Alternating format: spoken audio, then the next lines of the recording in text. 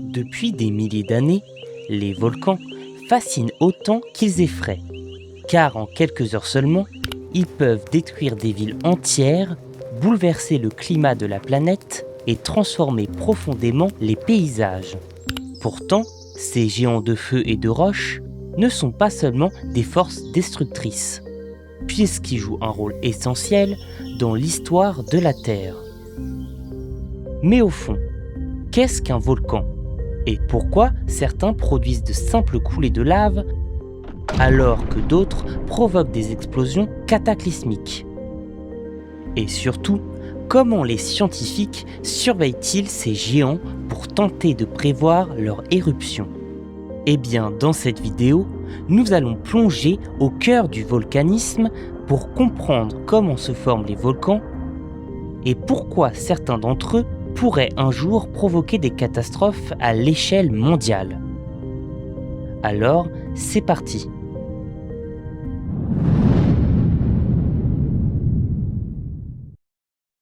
Qu'est-ce qu'un volcan ?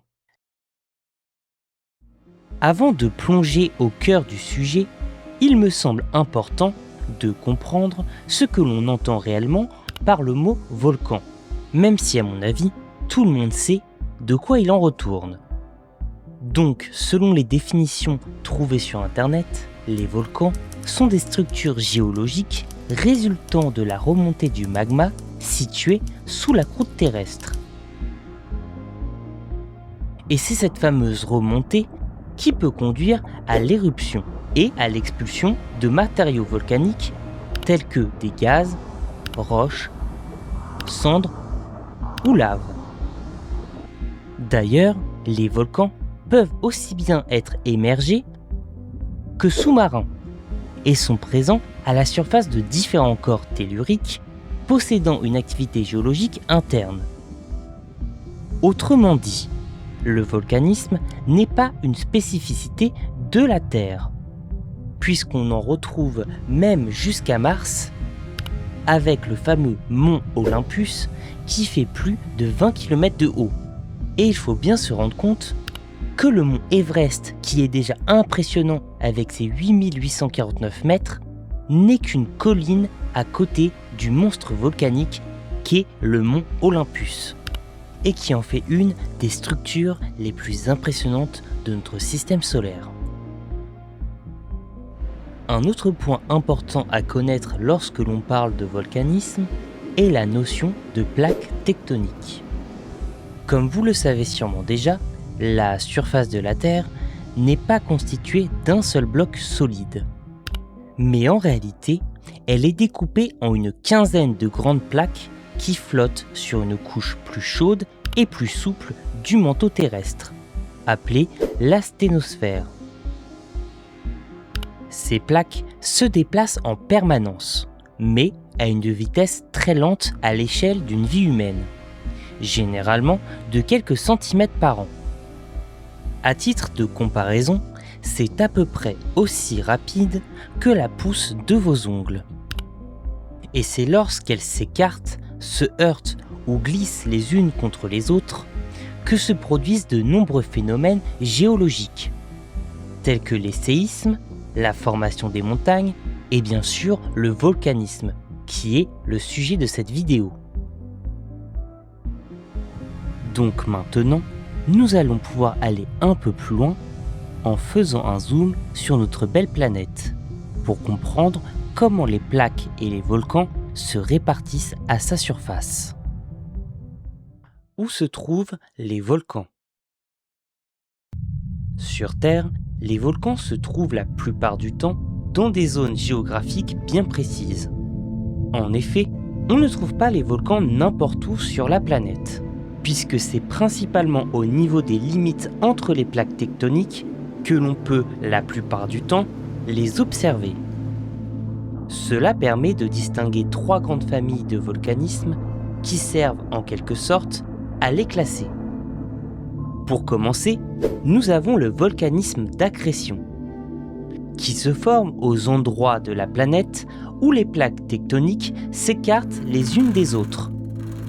Ce type de volcanisme est majoritaire dans les fonds marins, Mais il est malheureusement très difficile à observer car près de 99% des volcans se trouvent à grande profondeur. Donc, le volcanisme des zones d'accrétion est surtout connu grâce aux rares endroits où les dorsales océaniques émergent à la surface. C'est par exemple le cas de l'Islande.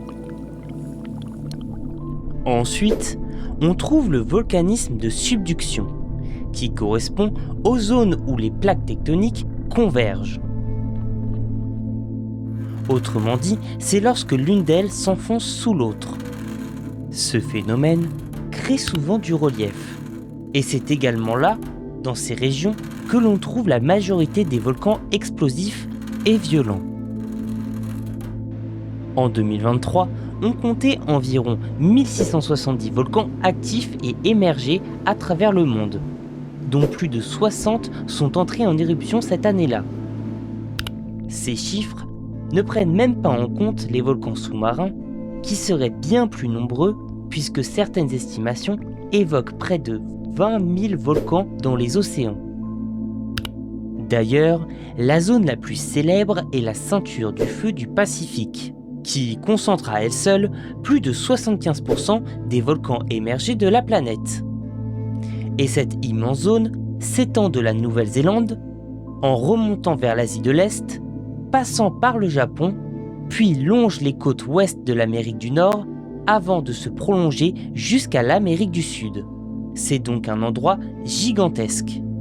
Et c'est aujourd'hui la région du monde où l'activité volcanique et sismique est la plus intense. Enfin, il existe le volcanisme de points chauds, qui est particulier puisqu'il n'est pas directement lié aux limites de plaques. Ce volcanisme correspond à des zones où la croûte terrestre est traversée par des remontées de magma appelées panaches mantéliques, provenant des profondeurs du manteau. D'ailleurs, la plupart des points chauds sont relativement fixes, ce qui veut dire que lorsque les plaques tectoniques se déplacent au-dessus d'eux, le volcan situé au-dessus finit par s'éteindre car il n'est plus alimenté en magma.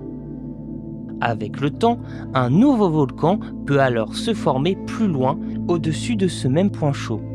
Et lorsque le point chaud finit par s'affaiblir ou disparaître, la formation de nouveaux volcans cesse complètement.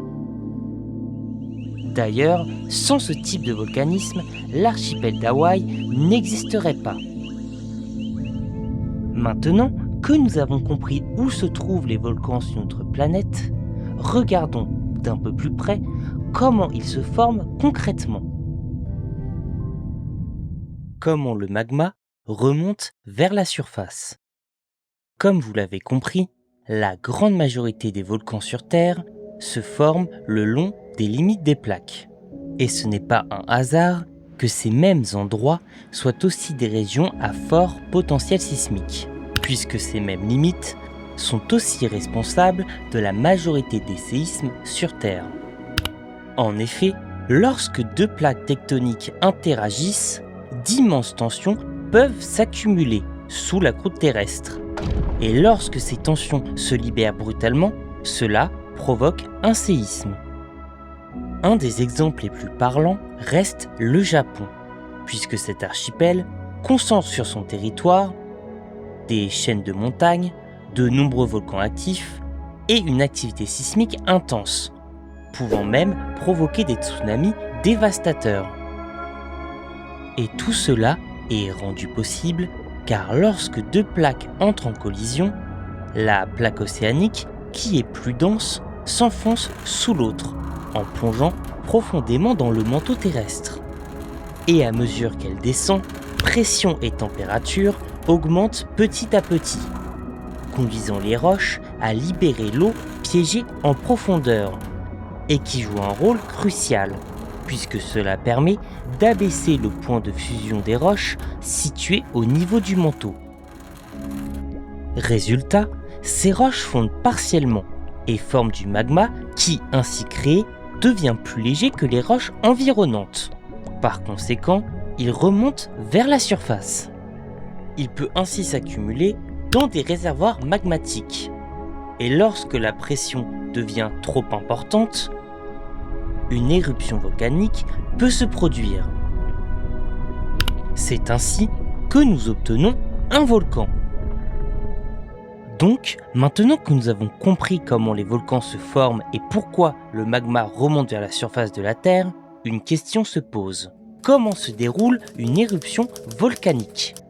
Autrement dit, quels sont les différents types d'éruptions que l'on peut observer? Les différents types d'éruptions.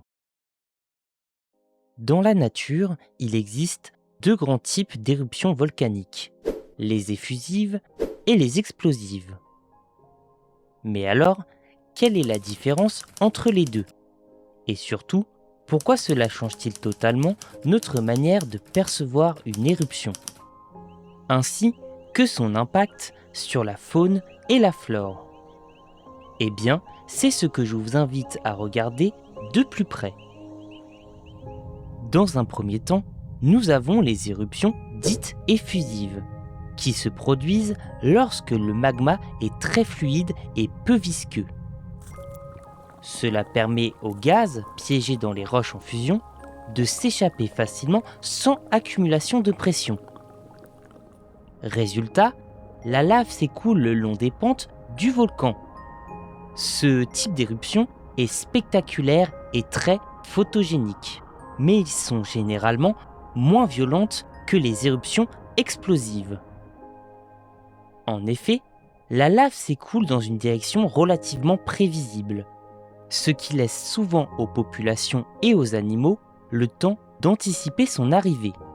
Par exemple, à Hawaï, les volcans produisent de vastes coulées de lave basaltique. Idem pour le volcan du Piton de la Fournaise qui récemment, en mars 2026, a produit une coulée de lave qui a coupé une route en deux pour rejoindre tranquillement l'océan. D'ailleurs, on note que la durée de ces éruptions est très variable. Elles peuvent durer de quelques heures à plusieurs décennies et peuvent donc transformer durablement un paysage, notamment à cause des gaz volcaniques comme le dioxyde de soufre libéré dans l'atmosphère, mais aussi la topographie d'un terrain, avec la création de nouvelles terres. A l'inverse, les éruptions explosives se produisent lorsque le magma est très visqueux et riche en gaz. Dans ce cas, les gaz restent piégés dans le magma et ne peuvent pas s'échapper.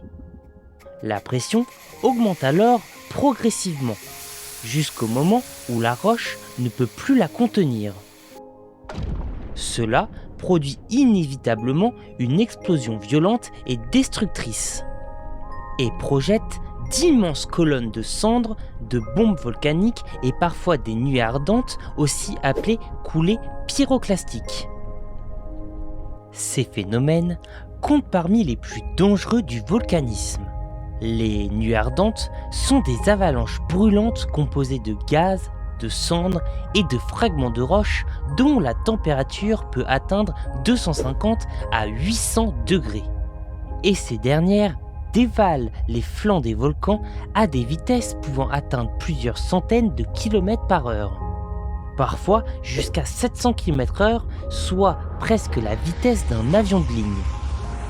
Autant dire que si vous vous trouvez sur leur passage, il est pratiquement impossible d'y échapper. Ce type d'éruption peut avoir des conséquences régionales, voire mondiales, notamment si une grande quantité de cendres et de gaz atteint la haute atmosphère. Dans ce cas, on peut parler d'hiver volcanique, car ces particules peuvent temporairement refroidir le climat, en bloquant la lumière solaire. D'ailleurs, on trouve ce type de volcanisme principalement dans les zones de subduction, comme autour de la ceinture du feu du Pacifique. Et oui, encore elle. Entre deux éruptions explosives, les volcans peuvent rester au repos pendant de longues périodes, parfois des centaines, voire des milliers d'années. le temps que la pression soit de nouveau suffisante. Pour classer les éruptions volcaniques, les scientifiques utilisent l'indice VEI, qui est une échelle utilisée pour mesurer la puissance produite par un volcan.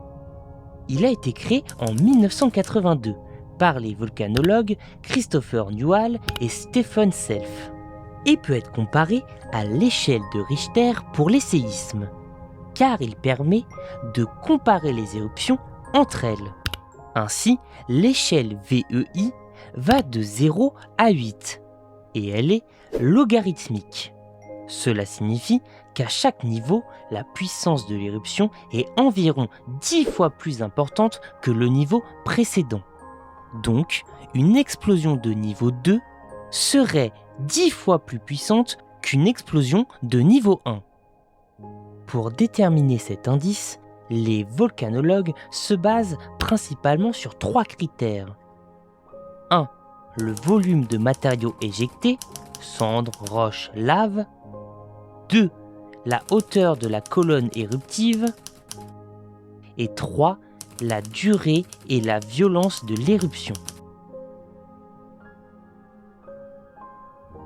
Mais maintenant que nous avons vu comment fonctionnent les éruptions volcaniques et pourquoi certaines peuvent être extrêmement violentes, il est temps de sortir de la théorie pour regarder ce que cela donne concrètement dans la réalité. Car au cours de l'histoire, certaines éruptions ont marqué durablement les paysages, mais bien plus les mémoires et les sociétés humaines. Les catastrophes volcaniques qui ont marqué l'histoire. Nous sommes le 24 octobre de l'an 79. Le soleil se lève doucement sur l'Empire romain. Dans la prospère cité de Pompéi, située au pied du Vésuve, les habitants commencent leur journée comme à leur habitude. Les commerçants ouvrent leurs boutiques, les artisans préparent leurs ateliers et les marchés s'animent peu à peu. Pourtant, sans le savoir, la ville s'apprête à vivre l'une des catastrophes volcaniques les plus célèbres de l'histoire européenne. Depuis plusieurs jours déjà, la terre tremble légèrement. Mais dans l'Antiquité, les habitants ne comprennent pas encore les mécanismes des volcans. Beaucoup pensent simplement que les dieux sont en colère. Puis soudain, tout bascule. Dans la journée, le Vésuve entre en éruption avec une violence extraordinaire. Une gigantesque colonne de cendres, de gaz et de fragments de roches s'élève dans le ciel, atteignant probablement plus de 20 km d'altitude. C'est une véritable vision d'apocalypse auquel assistent les habitants. Et très vite, des pierres ponces et des cendres commencent à retomber sur toute la région. La ville de Pompéi, située à seulement 9 km du volcan, est progressivement ensevelie sous une pluie de débris volcaniques. Les toits commencent à s'effondrer sous le poids astronomique des dépôts. Mais le pire reste encore à venir, puisque plusieurs nuées ardentes dévalent les pentes du volcan à une vitesse terrifiante. Ces avalanches de gaz et de roches brûlantes atteignent des vitesses de plus de 300 km/h, avec des températures estimées entre 300 et 500 degrés, rendant toute survie absolument impossible. Donc, en quelques heures seulement, la ville autrefois prospère disparaît sous plusieurs mètres de dépôts volcaniques, où malheureusement, la majorité des habitants n'a pas eu le temps de fuir. Bien des siècles plus tard, les archéologues ont découvert les empreintes figées de centaines d'habitants morts dans leur dernière position. Et grâce à une technique de moulage, ces silhouettes sont devenues l'un des symboles les plus marquants de cette catastrophe. Ironiquement, cette tragédie a permis une conservation exceptionnelle de la ville, puisque les cendres ont figé bâtiments, objets et rues, offrant aujourd'hui un témoignage unique de ce que pouvait être la vie quotidienne dans l'Empire romain. Dans un registre bien plus moderne, nous pouvons citer la spectaculaire éruption du Mont Sainte-Hélène de 1980. En effet, le 18 mai 1980, après des semaines de séismes intenses à cause de la déformation du volcan, un glissement de terrain massif déclenche une explosion latérale spectaculaire. Ce type d'éruption est extrêmement destructrice, car contrairement aux éruptions classiques qui projettent les cendres à la verticale, le Mont Sainte-Hélène s'est dirigé horizontalement, rasant tout sur son passage sur environ 600 km², soit l'équivalent de 6 fois la superficie de Paris. Cependant, et de nos jours, la situation est bien différente, notamment grâce au progrès de la science et des nouvelles technologies. Nous disposons d'outils capables d'observer et d'analyser l'activité d'un volcan en temps réel.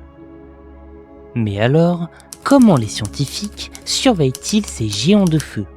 Et surtout, comment parviennent-ils à détecter les signes avant-coureurs d'une éruption? C'est ce que nous allons découvrir maintenant. Comment surveille-t-on un volcan? Comme vous l'avez sûrement déjà compris, un volcan n'entre pas en éruption sans prévenir, puisqu'il envoie plusieurs signaux avant d'exploser. Et c'est tous ces signes que les scientifiques apprennent à décrypter, ce qui les amène à utiliser différentes techniques toutes complémentaires. La première d'entre elles consiste à écouter le volcan grâce à la sismologie. Par conséquent, on place des appareils appelés sismomètres tout autour de la structure volcanique, ce qui permet d'enregistrer les tremblements de terre provoqués par la fracturation des roches et la remontée du magma. Donc, lorsque ces secousses deviennent plus fréquentes ou plus intenses, on peut en déduire qu'une éruption se prépare. Mais ce n'est pas tout, puisque les scientifiques surveillent également la déformation du sol lui-même. En effet, et comme nous l'avons vu, lorsque le magma remonte vers la surface, il exerce une pression sur les roches et peut faire gonfler le volcan de parfois plusieurs centimètres. Mais grâce à des stations GPS très précises et des satellites, il est aujourd'hui possible de mesurer ces déformations infimes. Ensuite, nous avons également l'analyse des gaz volcaniques, qui est l'une des autres méthodes essentielles pour la surveillance des volcans. Car comme nous l'avons vu, le magma libère des gaz comme le dioxyde de soufre ou le dioxyde de carbone. Donc, comme vous l'aurez compris, une augmentation soudaine de ces gaz peut signaler que le magma se rapproche de la surface.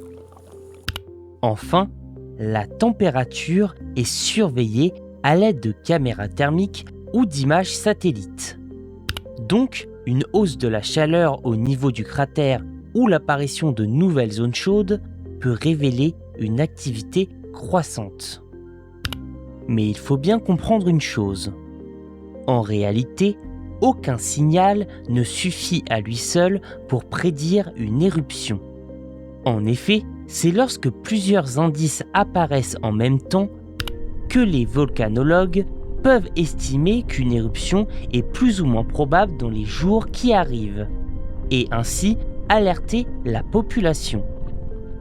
Pourtant, au-delà des dangers immédiats qu'ils représentent pour les sociétés humaines, les volcans ont également joué un rôle essentiel dans l'histoire de notre planète.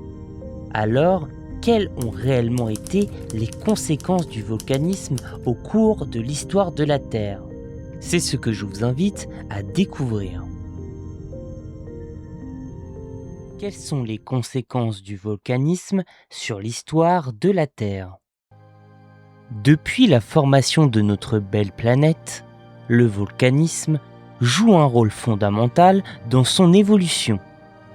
En effet, bien avant l'apparition de la vie elle-même, les volcans ont façonné atmosphère, océans et continents. Mais si vous le voulez bien, remontons le temps ensemble au tout début, il y a plus de 4 milliards d'années, à une époque où la Terre était une planète en fusion et n'avait rien de familière. Puisque les éruptions volcaniques étaient permanentes, libérant d'énormes quantités de gaz, notamment de la vapeur d'eau, du dioxyde de carbone et de l'azote. Tout cela a progressivement formé l'atmosphère primitive, qui, en se condensant, a donné naissance au premier océan. Mais le volcanisme a aussi été responsable de catastrophes majeures pour la vie elle-même, et ce, bien avant l'apparition des dinosaures. Nous sommes il y a environ 252 millions d'années. À cette époque, la Terre est un monde très différent de celui que nous connaissons aujourd'hui. Les continents sont réunis en un immense supercontinent appelé la Pangée. Et les océans abritent une diversité de formes de vie. Mais soudain, la planète commence à changer. Dans une région correspondant aujourd'hui à la Sibérie, d'immenses fissures s'ouvrent dans la croûte terrestre.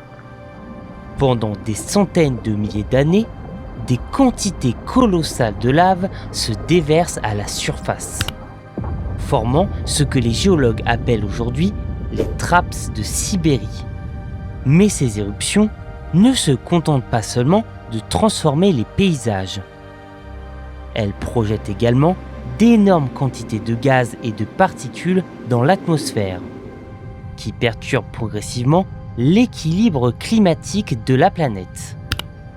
Ainsi, le climat se dérègle, les océans s'acidifient et les écosystèmes commencent à s'effondrer un par un, cassant toute la chaîne alimentaire. Ce qui suit devient l'une des plus grandes catastrophes biologiques de toute l'histoire de la Terre. On l'appelle l'extinction du Permien-Trias. Puisque seulement en quelques centaines de milliers d'années, presque 95% des espèces marines et environ 70% des espèces terrestres disparaissent. Ainsi, jamais la vie sur Terre n'avait connu une crise d'une telle ampleur. Cependant, malgré ses effets destructeurs certains, le volcanisme a aussi des conséquences positives. Car les sols autour des volcans sont souvent extrêmement fertiles par la richesse de ces minéraux. De plus, l'activité volcanique permet le recyclage du carbone essentiel à la vie, participant ainsi au grand cycle géologique qui maintient l'équilibre planétaire. Pourtant, malgré tout ce que nous venons de voir, les volcans peuvent encore nous surprendre. Car il existe sur Terre des volcans d'une puissance presque inimaginable, capables de provoquer des éruptions des milliers de fois plus puissantes que celles que nous venons d'évoquer. Et c'est ce que je vous invite à découvrir pour cette dernière partie. Les supervolcans. Maintenant que nous avons exploré les différents aspects du volcanisme, j'ai gardé le phénomène le plus impressionnant pour la fin. En effet, certains volcans dépassent largement tout ce que nous avons évoqué jusqu'ici. Ils sont capables de produire des éruptions si gigantesques qu'elles peuvent modifier le climat de toute la planète, et ce, en l'espace de quelques semaines. On les appelle les supervolcans. La particularité de ces volcans ne vient pas forcément de leur apparence, car contrairement à l'image classique du volcan en forme de montagne, les supervolcans sont souvent beaucoup moins visibles dans le paysage. et leur puissance se mesurent surtout à la quantité colossale de magma qu'ils peuvent libérer lors d'une éruption. Ainsi, une super-éruption correspond généralement à l'éjection de plus de 1000 km3 de matériaux volcaniques. Pour donner un ordre de grandeur, l'éruption du mont Sainte-Hélène de 1980, pourtant considérée comme l'une des plus destructrices du XXe siècle, n'a libéré que 1 km3 de matériaux. Autrement dit, une super-éruption est 1000 fois plus puissante. À cette échelle, on change complètement de dimension. Puisque contrairement aux volcans coniques, les supervolcans ne forment pas de montagnes. Ils prennent souvent la forme d'une immense dépression appelée caldeira, qui peut s'étendre sur plusieurs dizaines de kilomètres. Cette structure se forme lorsqu'une gigantesque éruption vide en partie la chambre magmatique située sous le volcan. Le sol, privé de support, finit alors par s'effondrer sur lui-même, créant cette immense dépression. Mais la formation d'un supervolcan est un processus extrêmement lent. En effet, pendant des centaines de milliers d'années, le magma remonte progressivement depuis les profondeurs du manteau et s'accumule dans une vaste chambre souterraine. Or, le magma impliqué dans ce système est souvent très visqueux et riche en gaz, ce qui empêche la pression de s'échapper facilement. Elle s'accumule alors lentement, silencieusement, jusqu'au moment où la croûte terrestre ne peut plus résister. Lorsque l'une de ces super-éruptions se déclenche, l'explosion est cataclysmique. La croûte terrestre se fracture brutalement, projetant d'immenses quantités de cendres et de gaz dans l'atmosphère, parfois jusqu'à plusieurs dizaines de kilomètres d'altitude. Prenons l'exemple du plus célèbre des supervolcans qui se situe aux États-Unis, le fameux Yellowstone. Sa caldeira mesure environ 70 km de long et il a connu 3 super-éruptions majeures. Une il y a environ 2,1 millions d'années, une autre il y a 1,3 million d'années et enfin sa dernière en date il y a 640 000 ans. Aujourd'hui, cette région est toujours active puisqu'on y observe de nombreux geysers, sources d'eau chaude et phénomènes hydrothermaux, signe que de la chaleur circule toujours sous la surface.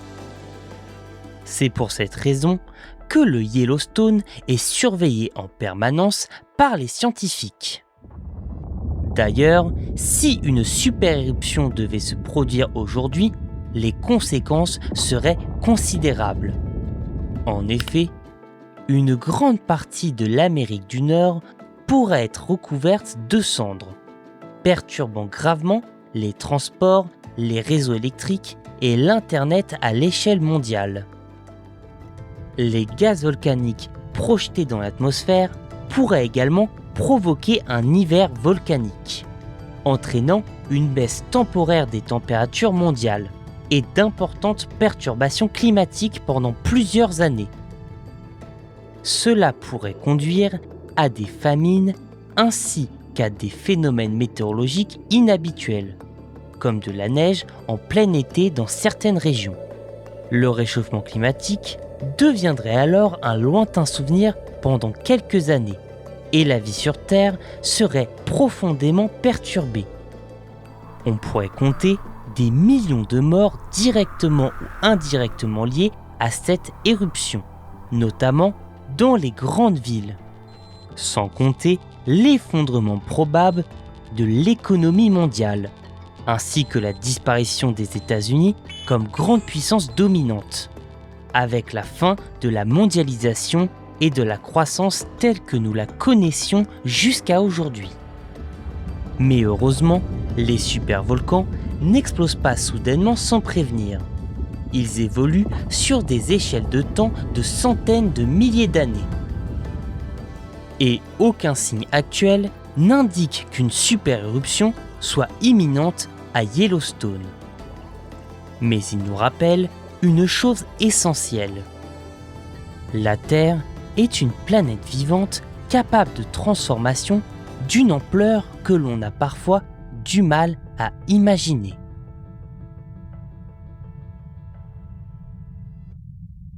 Conclusion.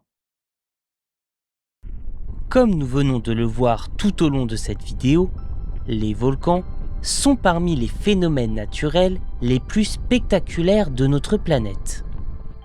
Ils peuvent détruire des villes en quelques heures, bouleverser le climat mondial, et pourtant, ils sont aussi à l'origine de nombreux éléments qui rendent la Terre habitable. Depuis plus de 4 milliards d'années, le volcanisme façonne notre planète en participant à la formation de l'atmosphère, à la création des océans et à la construction des continents. Sans lui, la Terre ne serait probablement pas la planète vivante que nous connaissons aujourd'hui. Il nous rappelle également que notre planète est loin d'être immobile.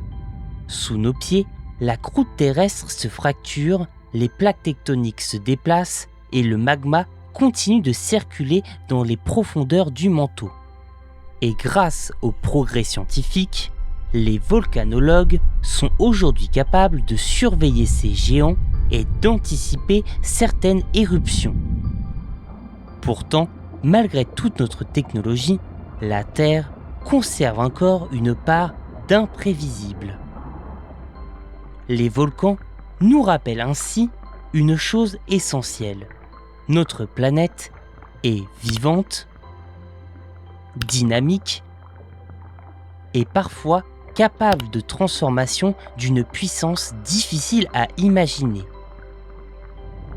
Et quelque part en ce moment même, un volcan est peut-être en train de se réveiller.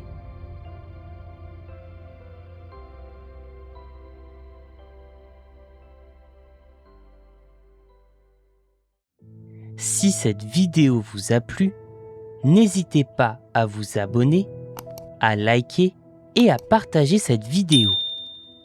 Quant à moi, je vous dis à très bientôt pour une prochaine vidéo. Salut!